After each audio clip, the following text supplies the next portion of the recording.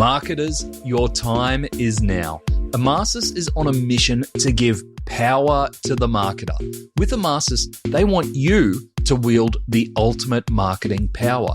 Amasis is an omni-channel customer engagement platform that connects more native channels than any other vendor in the market. Say farewell to one-size-fits-all campaigns.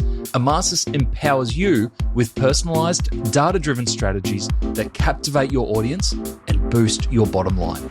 Just ask Adore Beauty, Pet Circle, Total Tools, and City Beach. They've experienced firsthand the game-changing impact of Amasis on their marketing efforts. Seize the reins of your marketing destiny today. Embrace Amasis and watch your business soar to new heights. Visit Amasis, that's EMARSYS, amasis.com now.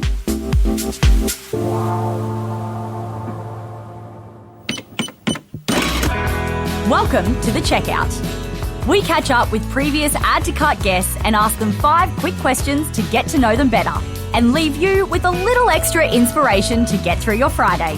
Here's your host, Bushy. Today's Checkout features Jordy Heis, Senior Retail Product Consultant for Shopify in Australia and New Zealand. Far from his previous life as a graphic designer, Jordy leads growth and retention initiatives with Shopify's Australia and New Zealand retail merchants. And that includes fast-growing brands such as Inku, July, LSKD, and Oz Hair and Beauty.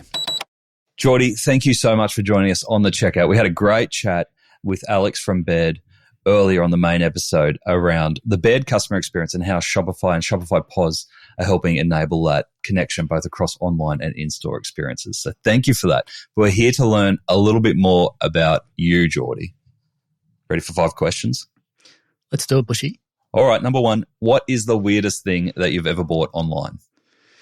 Bushy, I think you've been subject to me recoiling some of my habit of footballing greats and probably played 3 or 4 years too long. So I think that drives me down the direction of all and sundry bandages and supporting mechanisms that can extend my career beyond what was the use by date. So not proud of that history. None of it worked. It was a waste of time, but a tick for effort.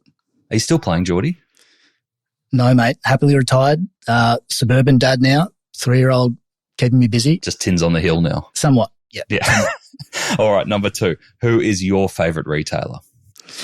There's a couple. I think definitely a soft spot for Inku and the work that they do as a multi-brand retailer. I think to be able to craft an experience and a feeling and an emotion around, not necessarily all of your own products is pretty special. And I think the way that they deliver on that effortlessly, despite how much effort they put in, if that makes sense, is pretty powerful.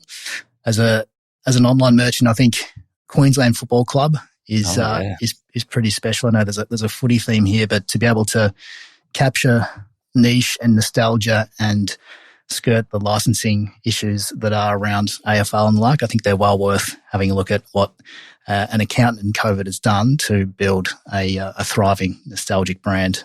I think that would be a fun chat. I might try and see if we can hit them up for a chat. Let me see what I can do. I'm in Melbourne. But I am very, very happy, Jordy, that you didn't sit on the fence end because you work with so many retailers that you actually called a couple out. Well done. They're all my favourite, but those two just sprung to mind. Yep. Beautiful. Number 3, which e-commerce practice do you wish was history?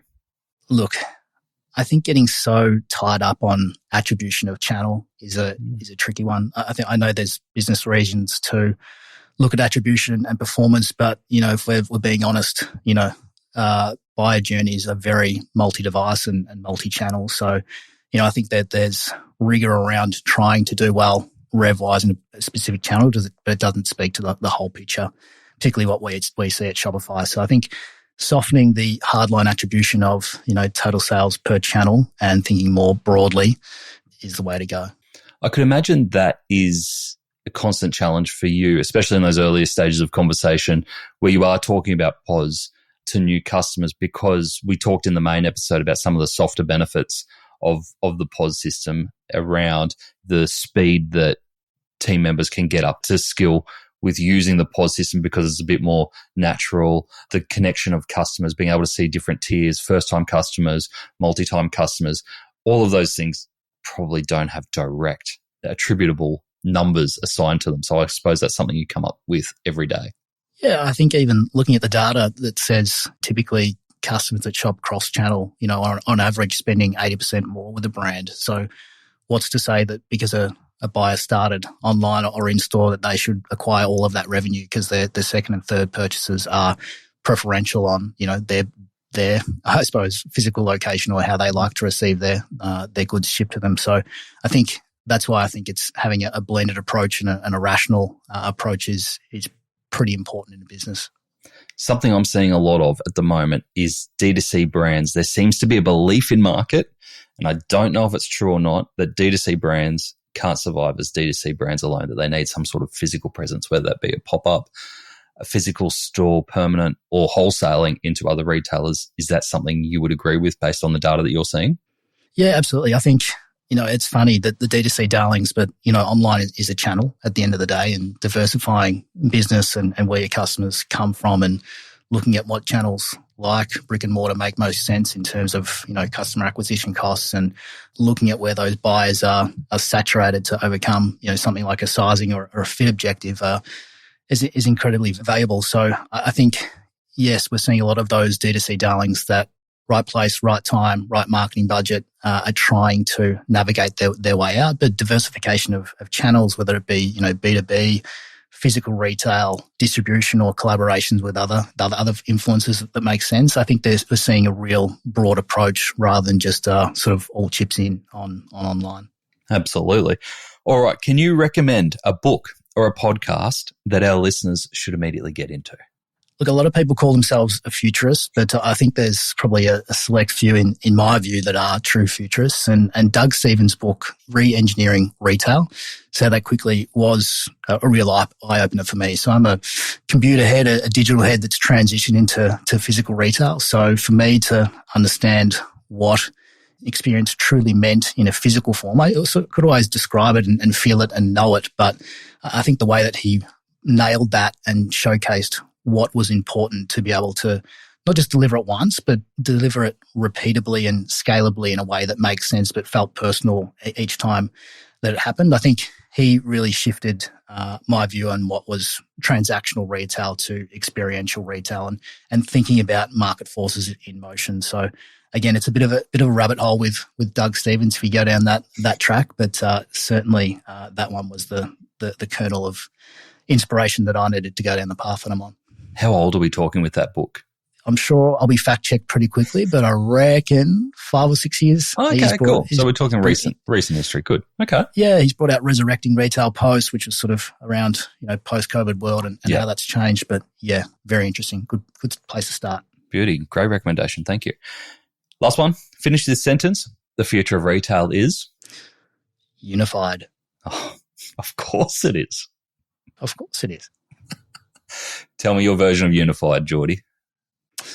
I think when you're consolidating where your buyer shops, whether that be in-store, online, across several channels, and being able to have a single view of that customer to be able to provide the best customer experience that makes sense for them and to be able to operationalize on the back end as a brand. We see the brands that really put true personalization and the customer in front of a lot of those decisions. They're the ones that are truly succeeding. And we talked about those D2C darlings before. A lot of them are falling flat on their face because they don't know how to do that in different channels. So yeah, that's a lot of what we're seeing. Love it. Jordy, thank you for joining us on The Checkout. Thank you, Bushy. Appreciate it. To hear more from Jordy, jump back into episode 393, where Jordy is joined by Alex McNabb, the COO of Baird Footwear, and they discuss all things Shopify POS. Thanks for listening, and until next time, keep adding to cart.